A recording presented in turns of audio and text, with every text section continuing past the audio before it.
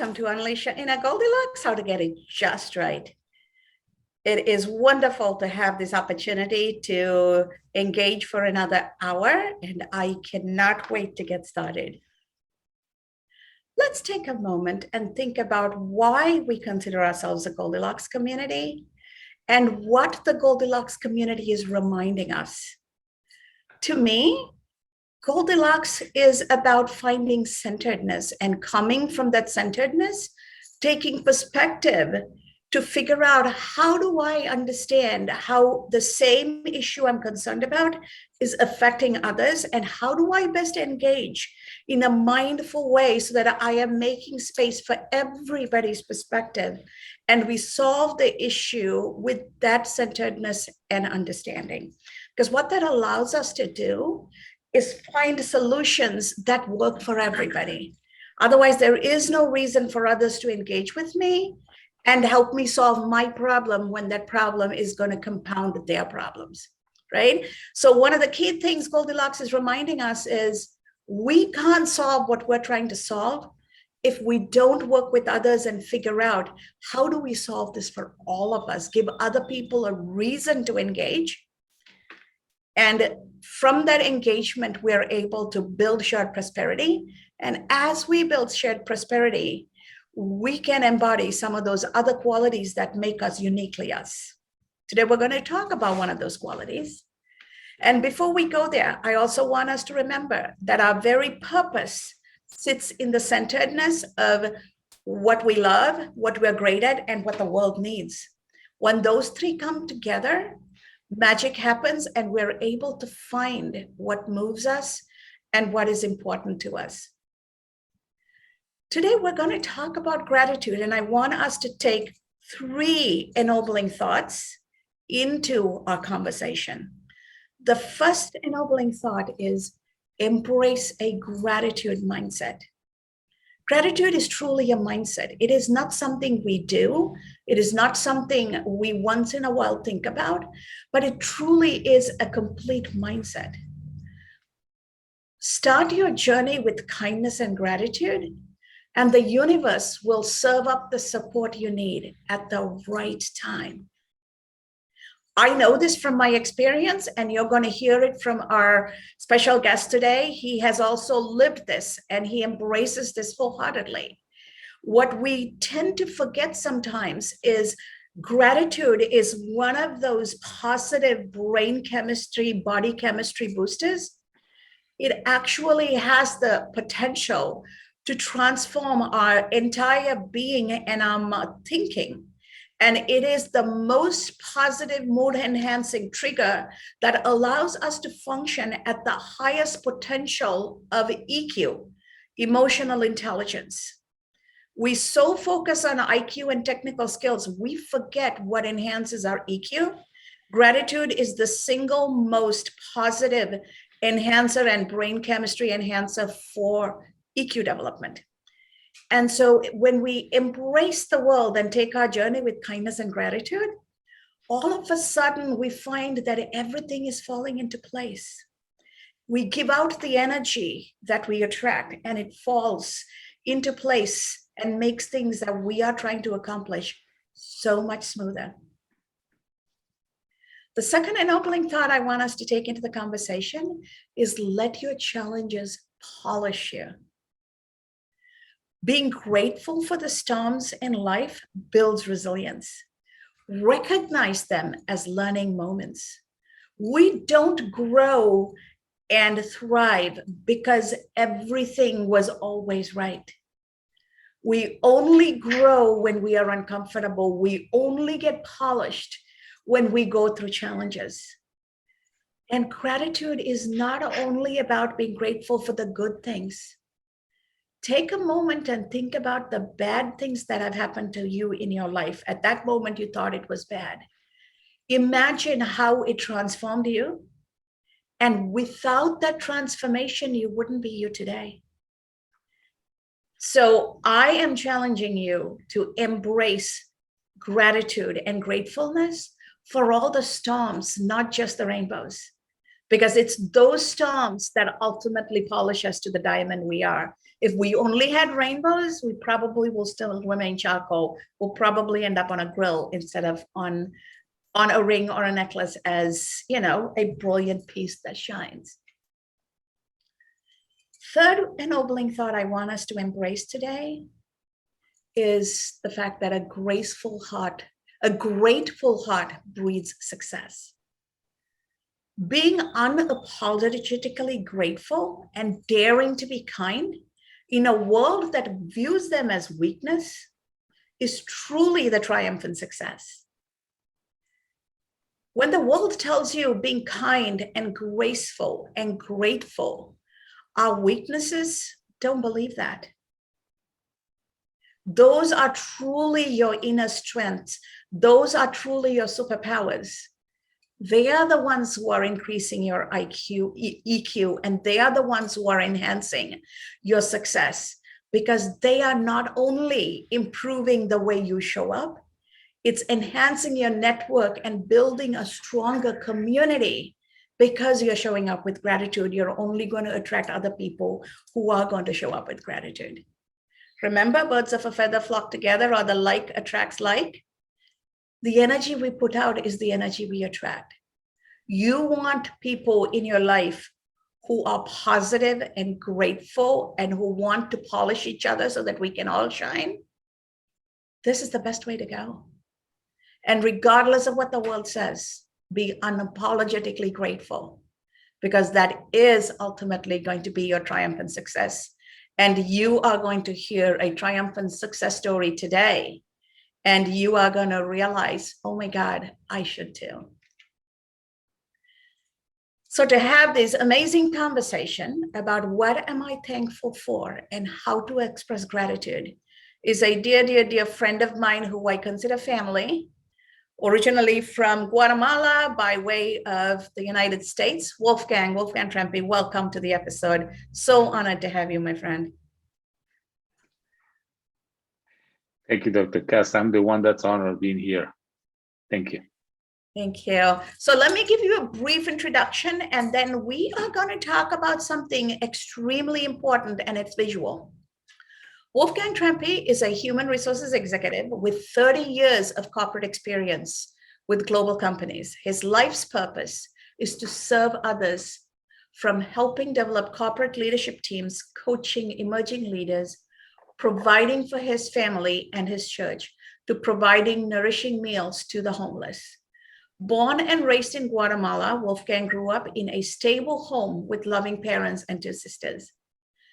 He studied in the United States and received degrees in both management information systems and electrical engineering, after which he started his corporate career in a Fortune 100 company as an automation and controls engineer in manufacturing facilities. His work with people in manufacturing confirmed Wolfgang's calling to serve people through a career shift to human resources. Yes, you heard that right. An engineer who fell in love with service and moved human resources to continue to serve without losing focus on the fact that he's serving people who are in the engineering world. Wolfgang's main theme in life is gratefulness, from surviving a tragic accident as a teenager to being blessed by having a beautiful family, wife and daughter, and having the privilege of coaching and enabling others to improve their lives and careers through his HR and culinary work. So as amazing as all of this is, you're going to find out how much more amazing the human being Wolfgang is. And so for us to get started, Wolfgang is also one of the authors of Ennobling Business for Success. So please mark your calendar. The book launch is around the corner, and we are giving a promotional rate of $1.99. You do not want to miss Wolfgang's story. And we're going to kick this off with a very important news clip from the Wayback Machine. We went on the time travel machine, and we pulled this image. And yes, it is in Spanish because it's in Guatemala, but Wolfgang, why don't you kick off today's conversation with what is this telling us, and how did this transform you and make you into the wonderfully grateful and graceful human being that I know you to be? Well, thank you, Dr. Cass, for all those kind words. I don't know if I deserve half of them, but thank you anyway. That is an interesting story because I always tell this, and it's a story that happened back when I was still a teenager. My dad and I were flying back from doing some work. He's an aircraft mechanic, or was. He's retired. He's still alive but retired. And we were coming back down, and the engine just stopped all of a sudden on final approach to the Guatemalan airport. And my dad was a good pilot as well. Made all the procedures he needed to do. He did ask me, "Hey, move your seat back so that you don't get hurt." But we're gonna do our best to put the airplane down in a safe place. And the reason I get this clip, and I'll tell you why it's important, is I remember him saying, and this is almost 40 years ago, he said, "Hey, we're gonna put it down in a field of little flowers there." I still remember him saying that to me. And he somehow managed to get the airplane down, crash landed it in a field of flowers. And thank goodness both of us survived. But as we were crashing, I remember not making any deals. You know how people make deals with God. It's, oh, if I survive, I'm gonna do this. If you do this, I'll do that. I just say, you know what? If there's a purpose for me, let me be alive. If not, then it's been real. Mhm. And so crash landed, opened my eyes, and we were alive. And thank goodness we both survived with minor scratches, minor situations. But that is, and the reason I show the clip is because I've been telling this story for over 40 years. And then always there's a skeptics. Is that really true? It sounds a little too. So I went back to Guatemala last winter and went to the National Archives and pulled the articles from the next day, which was December 14th, 1980. And there it was with my name, and in one of the people who wrote the articles wrote down the plane had crashed in a field of flowers. So that confirmed that to me. What I remember in my brain 40 years ago. But the purpose, the point of the story is that many times we have these inflection points in our lives. Things that if we happen to survive them, things like a family death, marriage, divorce, any other things or accidents like this, that if we are able to survive, we then have to decide what to do about it. And in my choice, I chose to be thankful. Okay. So that started my journey through many years. I always say that gratitude is not an attitude, but similar to what Dr. Cass said, is really a lifestyle, somewhere that you live, and a mindset. Exactly what Dr. Cass said, something that needs to be practiced every day until it becomes a habit. So it's like you wake up, like in my case, I wake up and automatically start giving thanks. In my case, I give thanks to God. So many people give thanks to other beings or the world or the universe. That's okay, as long as you are thankful for what you have and for you going through. Like Dr. Cass was saying, I was raised in a stable home. We didn't have much for what the world says, but we had one thing that was very important. We had the love of our parents. They always loved us. They always fed us, not a whole lot, but enough to keep us going. And they gave us education. And someday, hopefully, Dr. Cash, you get to meet my sisters, because they're like you, just like my sister. They are full of life, full of energy, but we all come from the same background of, hey, we had what we needed. And we had, but not excessive things, but one thing that our parents did with us is that they walked along with us. That's something that is very important.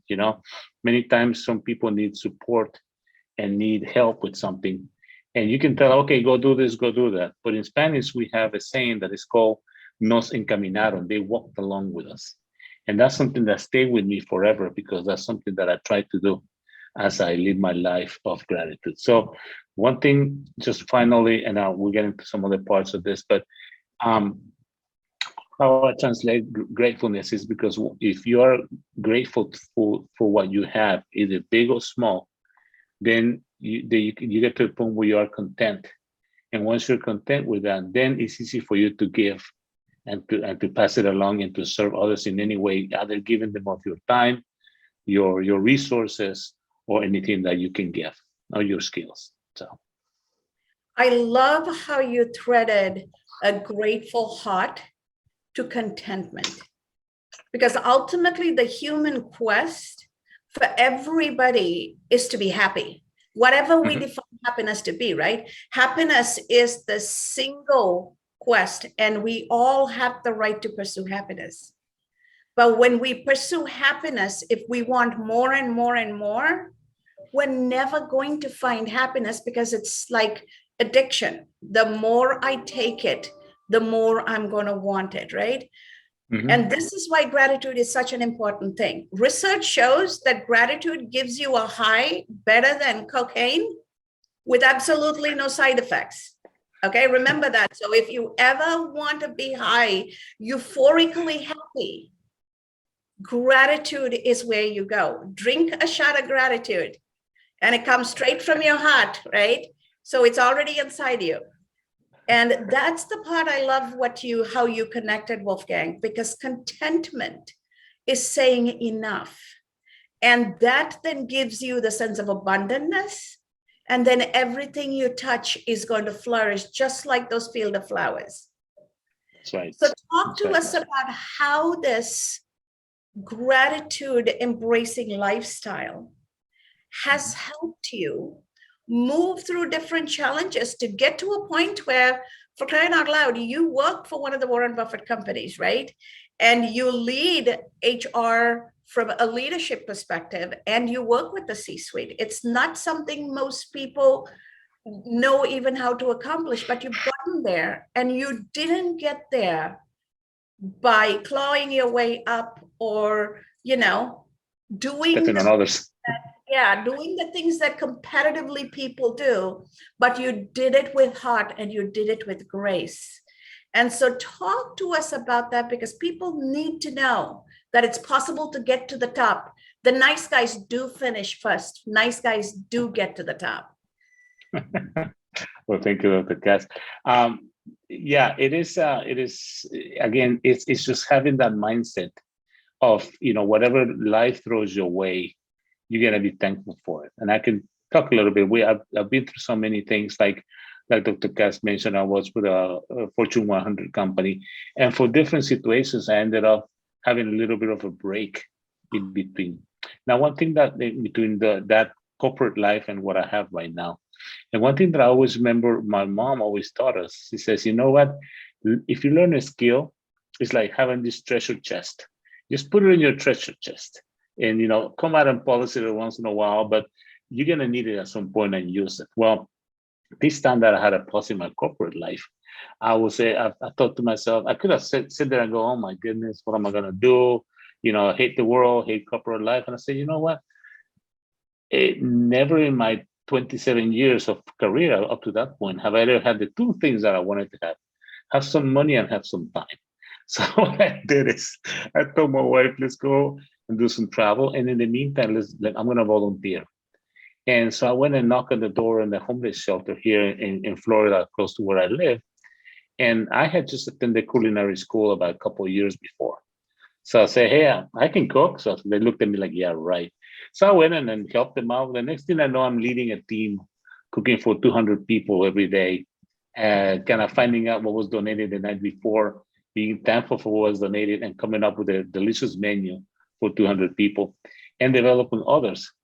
And along the way of doing that, I was able to be involved in running an organization called Esperanza Catering. Esperanza is a word for hope. And that gave me the opportunity to put to work my HR skills and my cooking skills, because I will take people off the streets, teach them how to do basic cooking and serving, and then help them find jobs. And that is so fulfilling, because what you're trying to do is breaking the cycle of dependency. Okay, we don't go in with any judgment or nothing. It's like, how can I help you break the cycle of where you are? And I will tell you something. There's nothing more, at least for me, is I've had many great things happen in careers and everything. But I had this lady come to me 5 years afterwards. I was in Panera. Panera is a place with like a bakery here in the United States. And she came to me and said, Wolf. And I'm like, and there she was. And she had been holding that same job for the past 5 years. And she says, thank you for what you taught me, because of that, I'm still have my job here and I'm thriving. And to me, it was like the best gift anybody could give me, because that's when you know that you have planted a seed you help it grow, and then the person is on their own, do what they're meant to be, and finding the purpose. Yeah. That is such a heartwarming story, but it is also a reminder that, you know, you took something that is tragic in a professional life, losing your job, and instead of being upset about it, you continue to pursue getting back into the corporate world, but you took your time and money and did something for somebody else. And so it allowed you to be fulfilled and happy. Therefore, you were able to show up for your interviews and everything with a sense of abundance because you were getting fulfilled. Exactly. And so what 3 tips do you have? What suggestions do you have for people on how they can tap into this positivity and through gratitude pull out these positive energies around them instead of allowing the negative situation to completely take over? Because the situation is where we are, but the situation is not who you are. Exactly.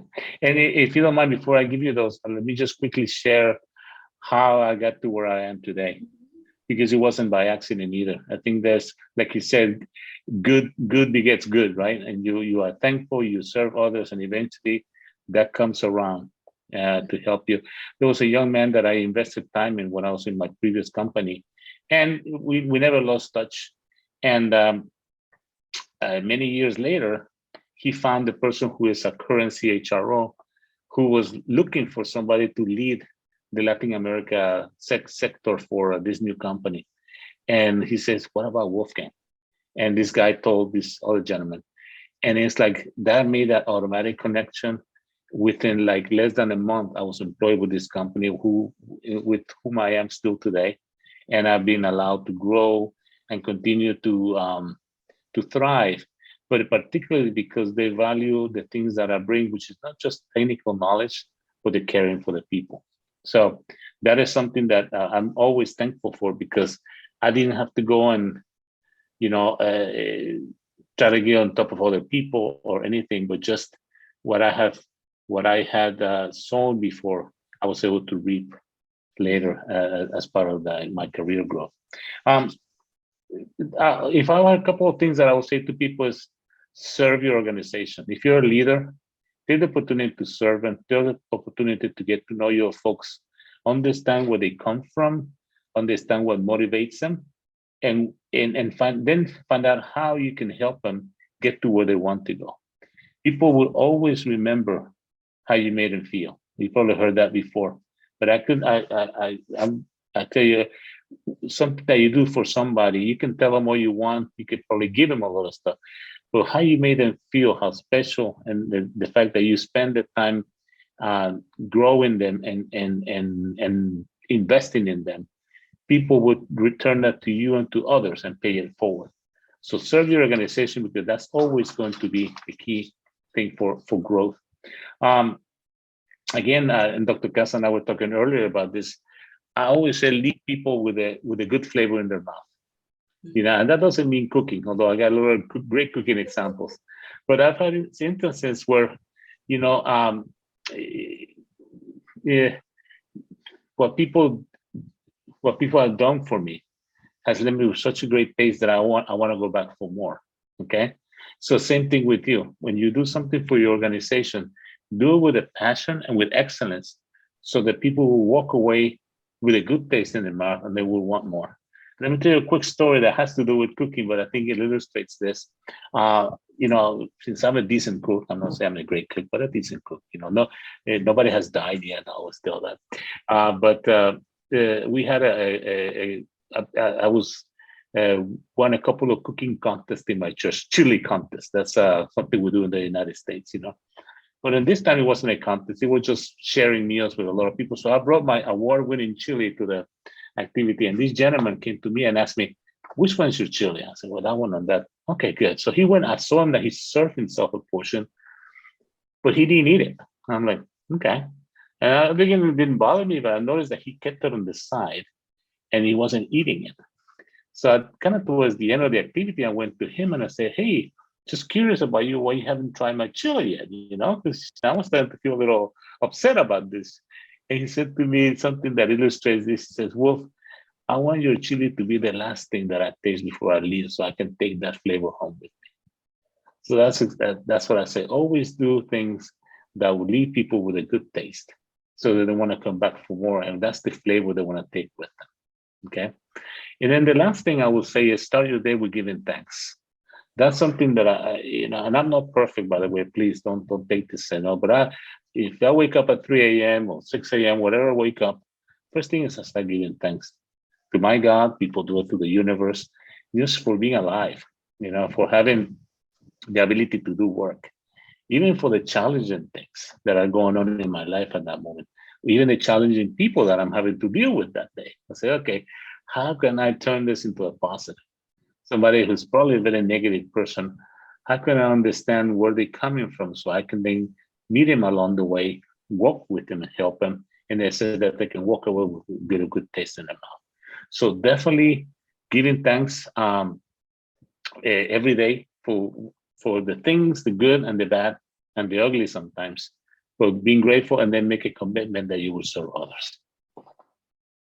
Wonderful, wonderful tips for us to take into our lives. And I especially love the fact that no matter what the circumstances are, leave a good taste with people, leave a good impression, leave a positive energy field around you, so that people will remember you and will reach out to you, because that's how you propagate that grateful, graceful lifestyle in life, right?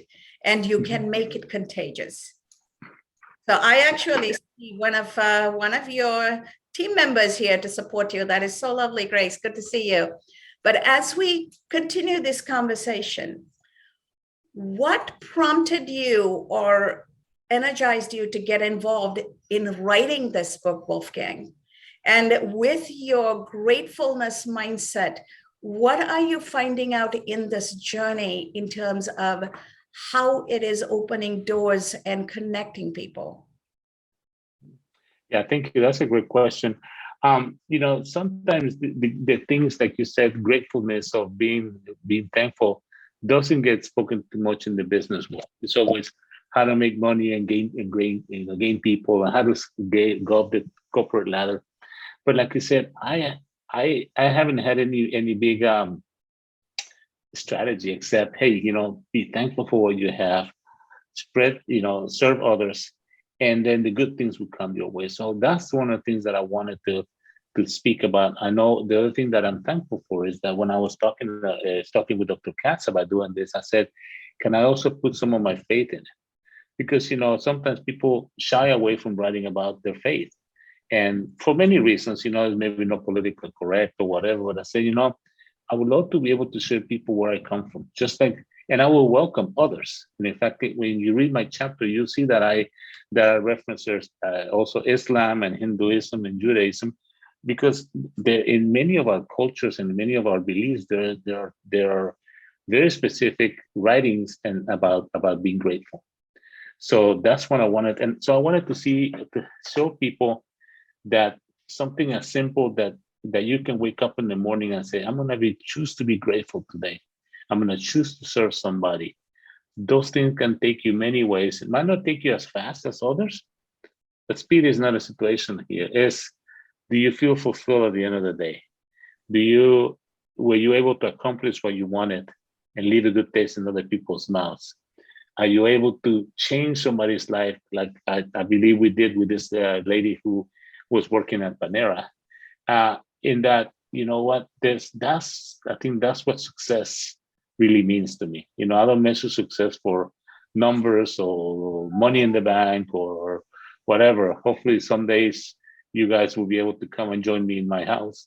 We live a very simple home. We eat very well because I'm a relatively good cook.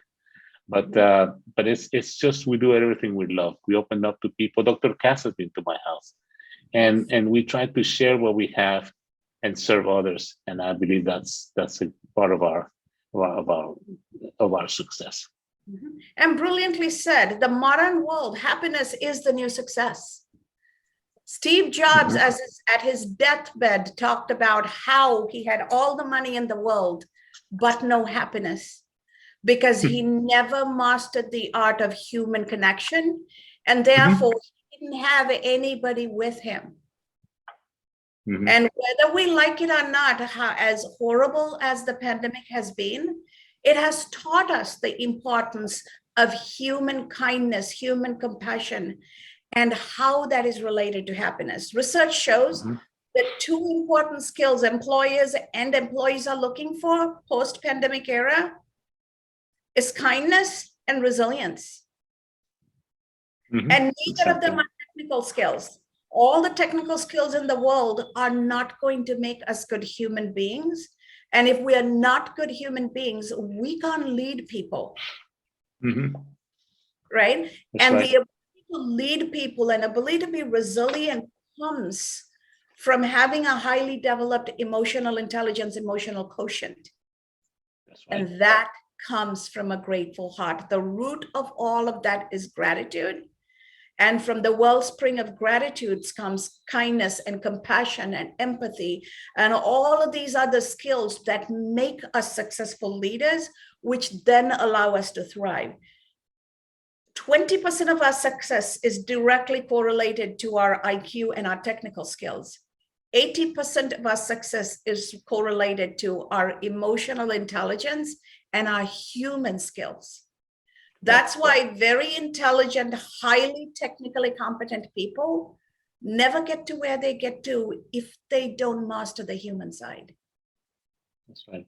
And Dr. Cass, if you don't mind, I will kind of like to offer, as you talk about leaders and leadership, and I talk about becoming an influential servant leader.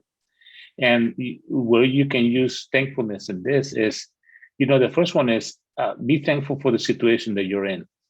Whether it's a great business year or a bad business year, be thankful, because if it's good, perfect, you're going to reap all the benefits of having a good business year. But if it's not, understand, what are you learning? Like you said, what is life using to polish you and to make you stronger, and also thankful for the opportunity to showcase your skills as a caring leader and a problem solver. And particularly understand that even the situation is bad, you're here for a reason and for a season. A lot of things are passing. Even bad situations, they can continue, they can pass, but it makes us stronger once we come out of them. And then the other one is be thankful for your team. We don't always get a chance to choose our team. Sometimes we have a very strong team with everybody. You guys have worked with teams before.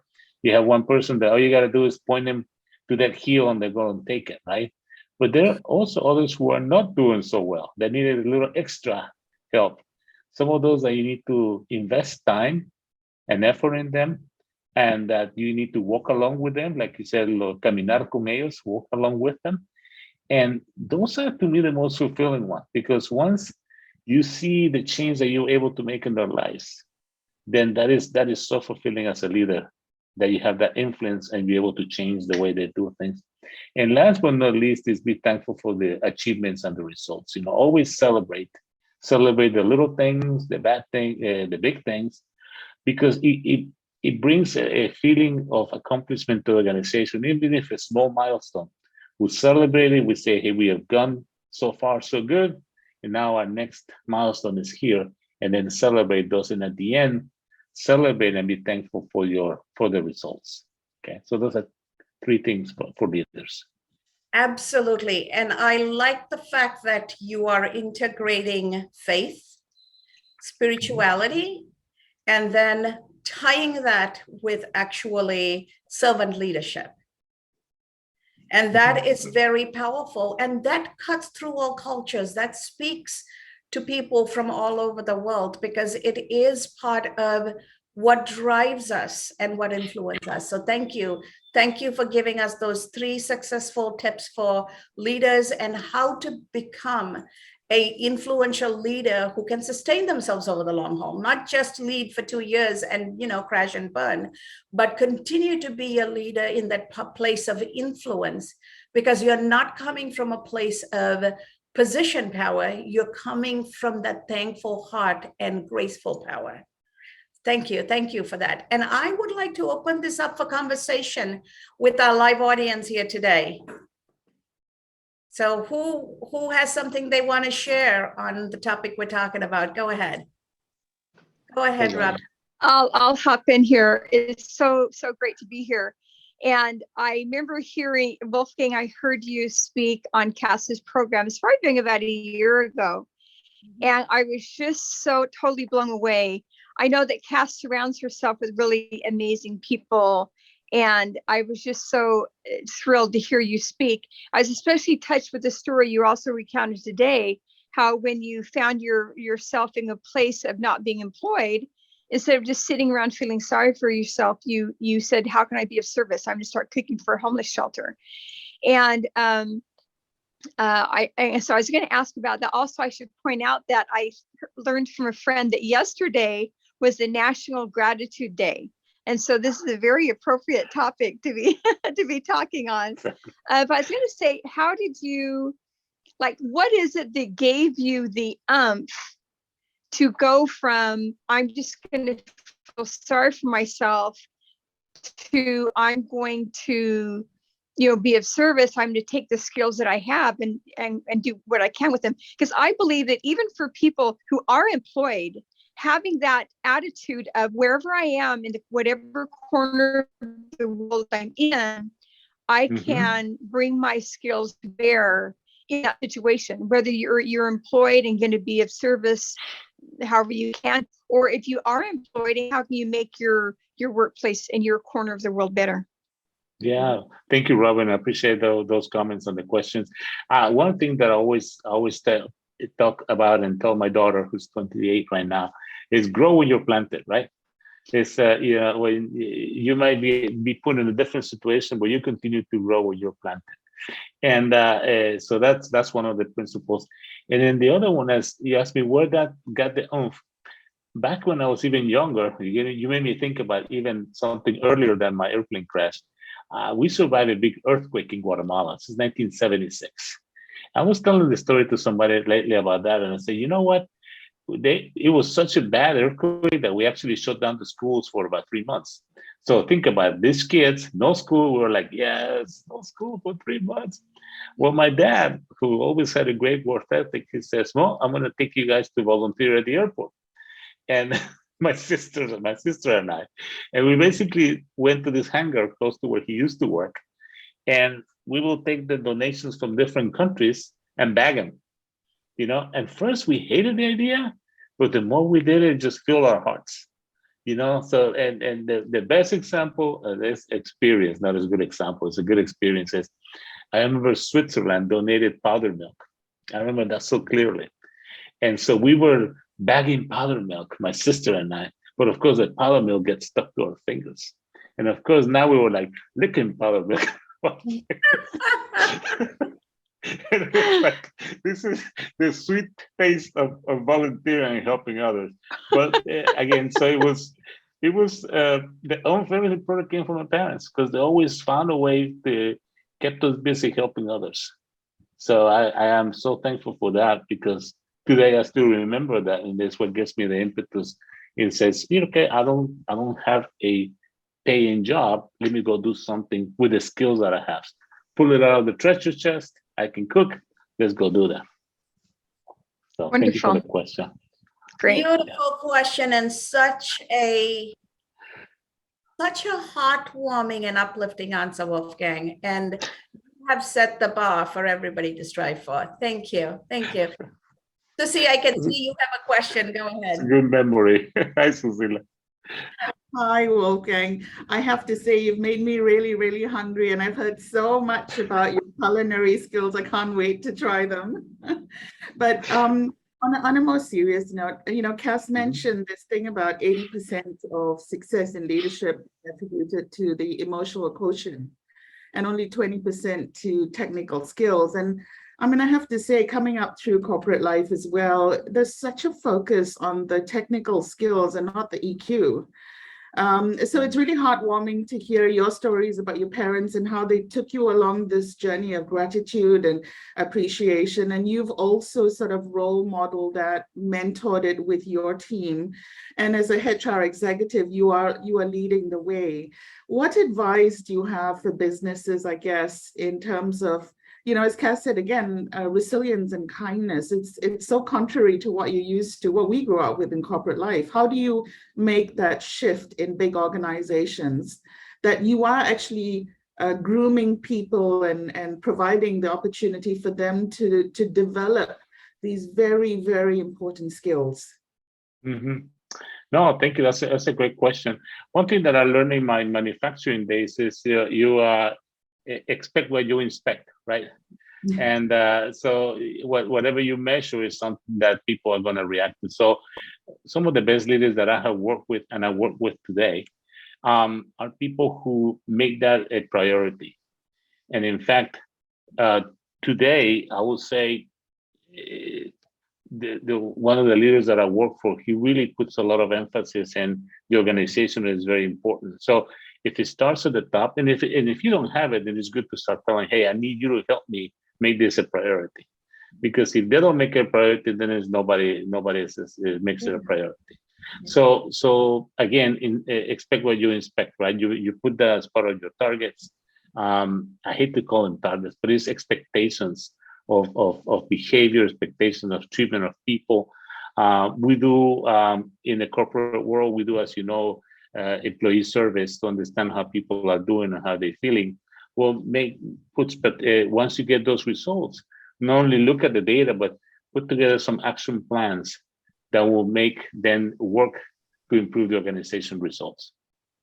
Yeah, that's great. Thank you. Mm-hmm. And this is where the rubber meets the road, right? How do we take something important that is truly transformational, but human perspective based, and bring it into the numbers based, outcome based world, and show them that the results is 3-step removed. It's not direct causation, but it is like a chess game, right? How do you move your pawn so that you don't end up in a checkmate? And so that is very, very powerful. And what you're saying is true, Wolfgang. We can influence our leaders if the leaders are not already there. But ultimately, gently but firmly going at it until the leadership understands and accepts it and sees the benefit from it. And you're lucky you work for a gentleman who automatically embraces it. And that's a gift. Yeah. And one thing that you just made me think too is being clear with your leaders about what that does, because I've had tough discussions with a leader. I'm not going to say any names, but in one of my segments, when I after analyzing their situation, I say, you know what, your business, ideally, we would love to see that 1 + 1 = 3, what we call synergies, right? That the total is bigger than the sum. But with your style of leadership, 1 + 1 is 1.5. And he looked at me like, my goodness, he was so offended. But I said, because just doing the work and all the technical work is not going to get you there. You need to have care for people. You need to develop the people. Because once you get to the point where people feel like you care for them, then they're going to give you many times over back to what you invest in them. And unfortunately, that leader is no longer there. But the new leader, or maybe fortunately, I don't know. But the new leader, we're seeing the results where 1.1 is more than 2. Okay. Brilliant question. And thank you, Wolfgang, for that answer. Go ahead, Mary. Floor is Yes, yours. thanks. Thank you, Cass. Wolfgang, your story is so heartwarming. And in fact, I like your, summation of 1 + 1 = more than 2. If you get 3, it's even better. So I like your sharing of all the practical examples that you have used in terms of how you translate kindness, and connect with the people around you. Do you have tips aside from your own actions, but how you can inspire others to also look a little bit more closely in how they have actually brought on and expressed kindness in their everyday living? Because sometimes when people do this every day, they take for granted, they do not even realize they're doing that. how can we inspire them to also share that a bit more widely so that, you know, they are also influencing others within their circle? Yeah, no, great question, Mary. It's not an easy one because, you know, we get into the day-to-day grind and we don't realize, like you said, that what we're doing is having an impact bigger than that. So I would say help them see, kind of step away from the situation and see that what their influence they're having is not just the 1 + 1 = 2. But say, look, what you did here, and then point to specific things. This action that you took here got your team to a better place. And then you give them that feedback. It's like, that wasn't so bad. Let me try that again. Or then they come back to you and says, tell me more that what I can do to help make that happen. So a lot of that is helping the leader step away, look back and say, hey, see what you're doing. Similar to what I did with this other gentleman, when I said, your 1 + 1 is 1.2. And he didn't like it. And, you know, sometimes he didn't want to make the changes, and that's his choice. But then we eventually found somebody else who was able to do that, and the business is actually thriving in that part of the world. Yeah. Hopefully that's helpful. I don't know. Yes, Fabulous. thank you. Fabulously said. And ultimately, we all get to help other people see the good they're doing, right? And this is why the network and the tribe is important. Exactly. We can show our gratitude for the people in our lives by saying how what they do naturally is truly making our lives better or making somebody's life better. And imagine if we did that every day, how many people's lives were going to brighten up.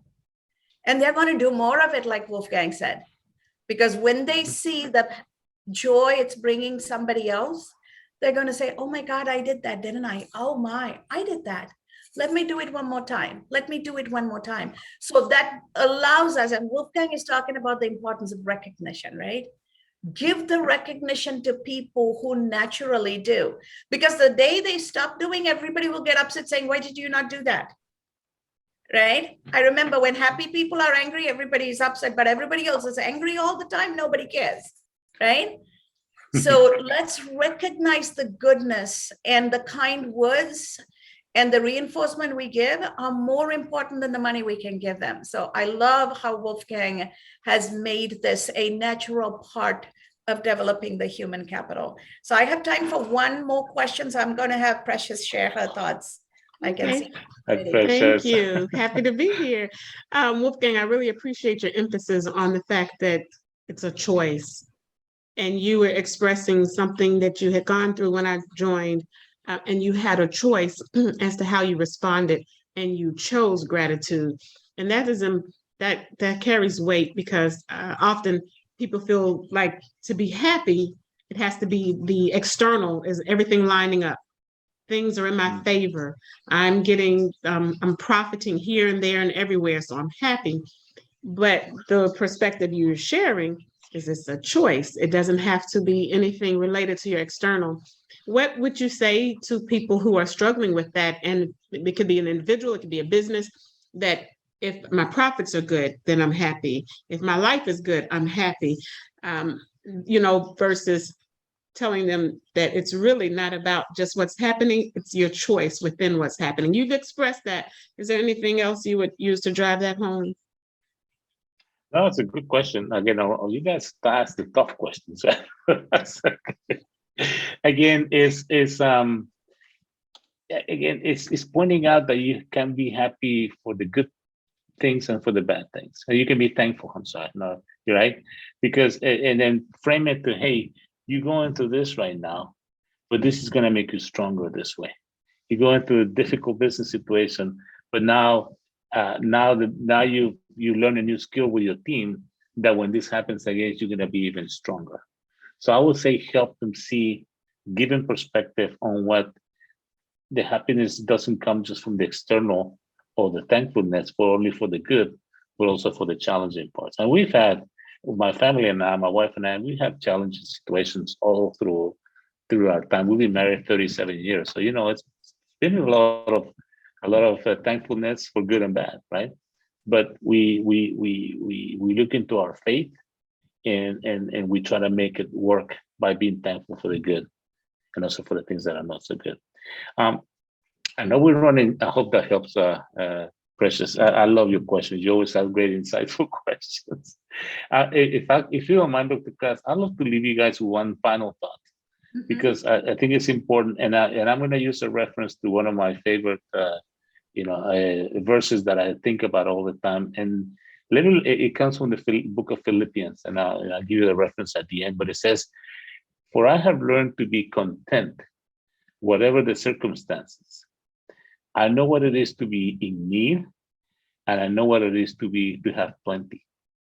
I have learned the secret of being content in any and every situation, whether well-fed or hungry, whether living in plenty or in want." And this is the kicker, because my wife always reminds me of this when it says, "I can do all things through him who gives me strength." So just keep that in mind. We can be content in being hungry and being overfed, but always know that there's a higher being that gives you that strength, and you can do all things through him. So I hope that's helpful. And that is a wonderful way of tying gratefulness and the energy that comes from being grateful to the source of energy that sustains all of us, right? Our creator is the source of our energy. So all of that divine nature and that divine spirituality we have inside of us in our soul. And so when we give thanks to what makes us human, because we are a reflection and a subset of that energy that made us, it only amplifies that energy. And that is universal. And I love the fact that you read the section of the scripture, Wolfgang. Thank you. And one of the things I want us to remember as we bring this to a close is we don't get happy because we got something. When we are happy, all things come to us. Okay, it is a mindset. It is a way of life.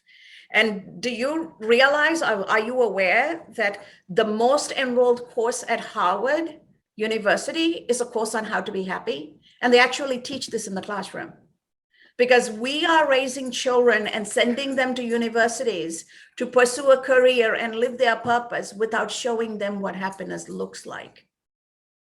So they're going to school and enrolling in a class to learn how to be happy. That is sad to me. That is sad to me. What do we need to do in our communities and in our homes to show everybody being happiness is its ultimate end? And when you have gratitude and you can embrace happiness, all things will come, because the energy you're putting out is attracting all the goodness. And the power of gratitude is just that. It is this massive magnet that attracts good people, good things, good outcomes. But you have to have the faith to believe it, because it's not something you get to see with your eyes while it happens. Just the same way the sun came up, didn't it? You didn't watch it. You don't know how it happens, but it comes up day in, day out, every day. Even when the clouds are there, the sun is up. Right? Can we bring that faith into life? Because, every night we go to bed making plans with the faith that we're going to wake up the next morning and we're going to do all these things. If we can have faith in those things, why can't we have faith in the most important thing? And as Wolfgang's scripture said, draw that strength from that greater power, whatever you consider that power to be. And from that space comes gratefulness. So as we bring this conversation of gratitude to close, Wolfgang, how can people get a hold of you? Oh, sure. And I don't know if we could post this later, but I have an email, which is Wolfgang Trampe 27@gmail.com. I actually put 27 because that's what my birthday is, on the 27th of November. But I just realized recently that probably 27 will be the year when I retire. So it's there's a good reason for having a 27 there, And the other one is, probably the easiest one is through LinkedIn. So linkedin.com/n-Wolfgang Trampe. So anytime, just reach out to me. We'd love to engage in discussions. And I'd love to, once the book is out, be able to do some workshops with you guys, because I think there's so much power in this group. There's so much knowledge, there's so much wisdom. And I'd love to gain that from you and then be able to pass it on to other people as well. Absolutely. Thank you so much, Wolfgang, for this wonderful, enlightening conversation. Thank you so much to all our live audience for participating from all over the world, from all wee hours of the day and night. And as we bring today's conversation to a close, I truly want to reiterate the importance of waking up every morning with a grateful heart and going to bed every night with a grateful heart, and asking the question, what do I need to do to show my gratitude today? And then end of the day asking, what have I done to make a difference in somebody's life? And how has that enhanced my presence today? And when we ask those questions, we are training our minds to truly embrace that lived experience, because gratitude is not something we do. It is what we breathe. It is how we live. And before you realize, your emotional intelligence is going to be reaching its maximum potential, and you are going to be attracting all these positive things. So go out there and embrace life with a grateful heart and keep working your purpose to transform lives. And you will be rewarded with all the magic of the transformation it brings to yourself.